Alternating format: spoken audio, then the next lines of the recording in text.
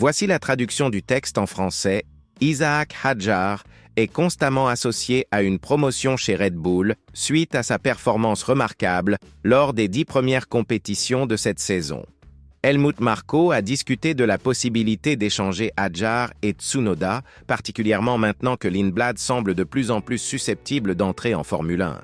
Serait-il possible que nous assistions à une promotion extraordinaire pour Hadjar, après seulement 10 courses dans son parcours en Formule 1, et, plus crucial encore, cela serait-il approprié compte tenu de la performance discutable du second véhicule Red Bull?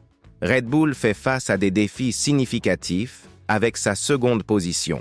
Aucun pilote ne s'est avéré adapté aux côtés de Verstappen, malgré les attentes minimales que l'équipe a envers ses pilotes. Cela indique soit que le Néerlandais est exceptionnellement habile à s'adapter à son véhicule, soit que le second siège porte vraiment malheur.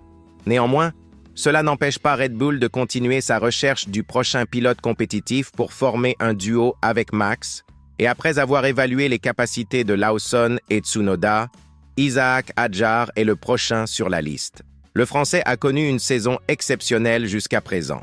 Il se classe comme le pilote Red Bull le mieux placé après Max Verstappen, accumulant 2 fois plus de points que Tsunoda en 2025 à ce jour. À Montréal, nous avons vu la série victorieuse d'Hadjar se terminer avec une décevante 16e place. Mais cela n'indique guère à quel point Red Bull est réellement intéressé.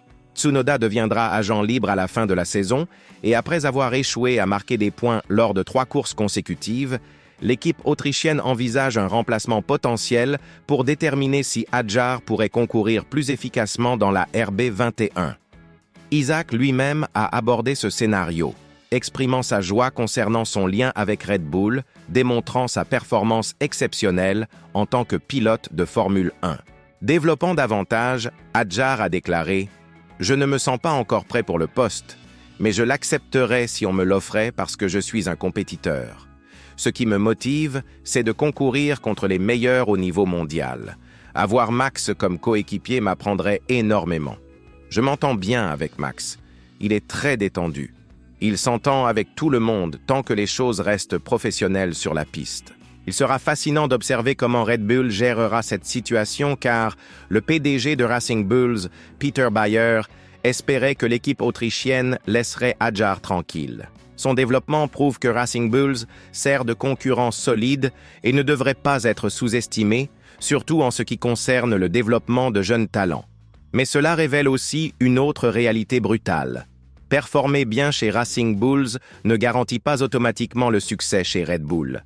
Nous ne pouvons ignorer que Tsunoda a porté l'équipe après l'ère Gasly et a fait face à des défis minimes de la part des coéquipiers Ricciardo et De Vries. Le seul défi significatif est venu de Lawson et nous avons observé comment tous deux se sont adaptés à la RB21, suggérant qu'un scénario similaire pourrait attendre Hadjar. Élaborant davantage sur cette collaboration potentielle et pourquoi Red Bull devrait reconsidérer, Bayer a remarqué « S'il vous plaît, ne nous enlevez pas ce talent prématurément. Permettez-lui de comprendre l'ensemble du business jusqu'à la fin de 2026. Jusque-là, nous devrons simplement le garder bien attaché. » Alors, quelles options Red Bull a-t-il concernant le siège de Tsunoda? La situation devient évidente.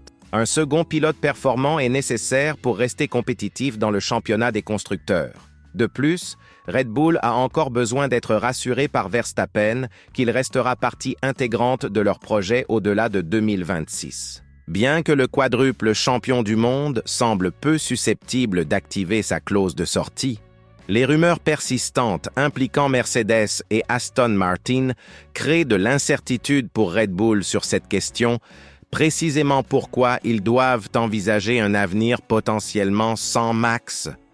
Je doute que n'importe quel pilote actuel puisse remplacer même une fraction de ce que Verstappen a accompli avec Red Bull, mais en fin de compte, ce scénario pourrait leur être imposé. Cela explique pourquoi Horner et Russell se sont engagés dans des discussions sur une possible collaboration si des circonstances hors de leur contrôle se développaient entre Max et Mercedes. Peut-être que l'équipe autrichienne pourrait envisager de promouvoir l'un de leurs propres pilotes, leur offrant une opportunité similaire à la façon dont Mercedes a soutenu Antonelli et comment Red Bull a soutenu Verstappen en 2016.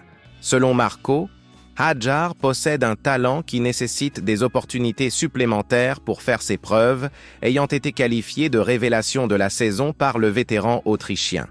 Marco a également abordé le remplacement potentiel de Verstappen si un tel scénario se matérialisait. Il a déclaré que l'équipe ne chercherait pas le prochain Verstappen, mais plutôt le prochain champion du monde, qu'il croit pouvoir être Arvid Lindblad. Élaborant davantage, Marco a dit « Lindblad n'a que 17 ans et a démontré une vitesse exceptionnelle dans toutes les catégories dès le début. Il possède une force mentale et une détermination incroyables. Considérant ses caractéristiques générales, Lindblad pourrait devenir l'un des plus grands de tous les temps. Il peut maintenant compléter une course entière. Nous n'avons actuellement qu'un seul pilote de réserve, Ayumu Iwasa, mais il y a des conflits d'horaire avec un championnat japonais, ce qui rend essentiel pour nous d'avoir un second pilote de réserve.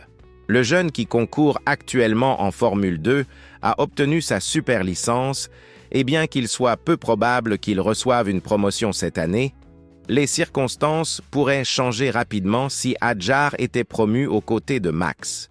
Naturellement, l'accent reste mis sur 2026 et commencer cette ère fortement.